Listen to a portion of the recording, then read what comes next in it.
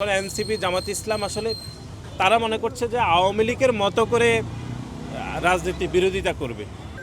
বাংলাদেশের মানুষ সংসদ খুব উপভোগ করছে। ঢাকা বিশ্ববিদ্যালয়ে দ্বিতীয়বারের মতো আমাদের গণপ্রজাতন্ত্রী বাংলাদেশ সরকারের মাননীয় প্রধানমন্ত্রী আজকে দ্বিতীয়বারের মতো ঢাকা বিশ্ববিদ্যালয়ে আগমন উপলক্ষে বাংলাদেশ জাতীয়তাবাদী ছাত্র দলের ইতিমধ্যে আপনারা দেখছেন যে নেতাকর্মীরা ওনাকে স্বাগত জানানোর জন্য ইতিমধ্যে ঢাকা বিশ্ববিদ্যালয়ের মাটিতে উপস্থিত হয়েছেন। এটি আসলে তারুণ্য ও স্টার্ট আপ ও সম্ভাবনা এবং বাংলাদেশ আইসিটি ডিভিশনের আসলে একটি প্রোগ্রাম। এটা ইউজিসি সমন্বয় করছেন এই প্রোগ্রামটি।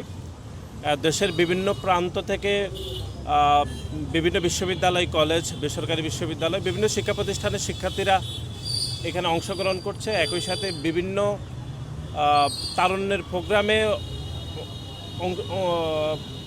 অংশগ্রহণ করেছেন বা বিভিন্ন পর্যায়ে যারা খুব গুরুত্বপূর্ণ অবদান রেখেছেন তারা আজকের এই প্রোগ্রামে অংশগ্রহণ করেছেন বলে আয়োজকদের পক্ষ থেকে আমাদেরকে জানানো হয়েছে। আমরা মনে করি যে বাংলাদেশ যে সারা বিশ্বে যে মাথা উঁচু করে দাঁড়ানোর জন্য যে প্রক্রিয়াগুলো, বিশেষ করে তারুণ্য খুবই গুরুত্বপূর্ণ একটি প্রক্রিয়া। এবং আপনি দেখেছেন যে গণ অভ্যুত্থানেও সে তারুণ্যের একটা আধিপত্য ছিল, বিশেষ করে তরুণরাই এখানে নেতৃত্ব দিয়েছে এবং যে ছাত্র জনতা যারা শহীদ হয়েছেন সেই যাত্রায় সেখানে সবথেকে বেশি তারুণ্যের আধিক্য লক্ষ্য করা গিয়েছে। সুতরাং আজকের এই প্রোগ্রামটি আসলে ভিন্ন একটি আবহে অনুষ্ঠিত হবে। আইসিটি ডিভিশন যেটি আমরা বলছিলাম সেই তারুণ্যদেরকে প্রতিনিধিত্ব করবে এবং তারুণ্যরা বাংলাদেশের সম্ভাবনা এবং কিভাবে এগিয়ে নেওয়া যায় সে বিষয়ে গণপ্রজাতন্ত্রী বাংলাদেশ সরকারের মাননীয় প্রধানমন্ত্রীর সামনে অনেকে বক্তব্য রাখবেন, উনিও বক্তব্য রাখবেন বলে আমরা মনে করি। এবং আজকে দ্বিতীয়বারের মতো বাংলাদেশ জাতীয়তাবাদী ছাত্রদল এবং ঢাকা বিশ্ববিদ্যালয়ের শিক্ষার্থীরা আমাদের দলের চেয়ারম্যান গণপ্রজাতন্ত্রী বাংলাদেশ সরকারের মাননীয় প্রধানমন্ত্রীকে ঢাকা বিশ্ববিদ্যালয়ের মাটিতে স্বাগত জানানোর জন্য আমরা অধীর আগ্রহে অপেক্ষা করছি। দেখুন, আমি যেটা সবথেকে গুরুত্বপূর্ণ মনে করি সেটি হচ্ছে এই গণ অভ্যুত্থানের পরে অনেকগুলো ইতিবাচক পরিবর্তন হয়েছে। এর মধ্যে আপনাদের স্বীকার করতেই হবে যে আমাদের সকল সমস্যার সমাধানের আলোচনার কেন্দ্রবিন্দু কিন্তু জাতীয় সংসদ, এটি কিন্তু খেয়াল করেছেন।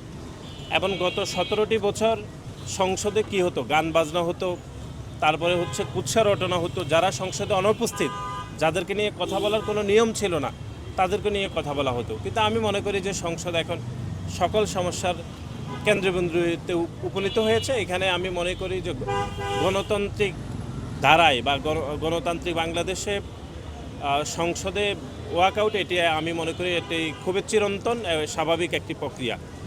তবে জামাত ইসলাম একটু স্বাভাবিক মাত্রা থেকে একটু বেশি করছেন অনেকে বলছেন। তারপর আমি মনে করি যে সংসদ চলমান আছে, বাংলাদেশের মানুষ সংসদ খুব উপভোগ করছে এবং দেখছেও।